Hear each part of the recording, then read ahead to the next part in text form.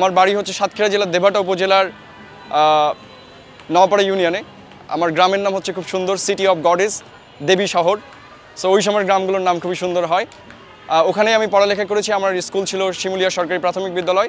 তারপর আমি হাই স্কুলে পড়েছি আহসানিয়া মাধ্যমিক বিদ্যালয়। আপনারা অনেকের নাম শুনে থাকবেন, খান বাহাদুর আহসানুল্লাহ, ওনার নামে আহসানিয়া মিশন রয়েছে। সো ওনার নামে আমাদের কলেজ সরকারি খান বাহাদুর আহসানুল্লাহ কলেজ, ওখানেই পড়ালেখা করেছি। তারপর আমি ঢাকা বিশ্ববিদ্যালয়ের ইংরেজি বিভাগে ভর্তি হয়েছি। তারপর আমি একটা সাহিত্য পত্রিকার নির্বাহী সম্পাদক হয়েছিলাম প্রথম বর্ষের পরেই। সেখান থেকে আমি অ্যাডমিশন কোচিংয়ে 1 বছর পড়িয়েছিলাম। তারপর আমি বিসিএস পড়ানো শুরু করি। দেন আমার মূলত আস্তে আস্তে আমি এডটেকের দিকে চলে আসি। এখন আমি এডটেক প্ল্যাটফর্মে ইংরেজি পড়াই। তার পাশাপাশি বিভিন্ন জায়গায় লেকচার দেওয়া হয় সাহিত্য বিষয়ে। রিসেন্টলি আমার সাহিত্য নিয়ে একটা আলাপ এরকম সারা দেশে ছড়িয়ে পড়েছে, যেটা জগন্নাথ হলে আমি দিয়েছিলাম।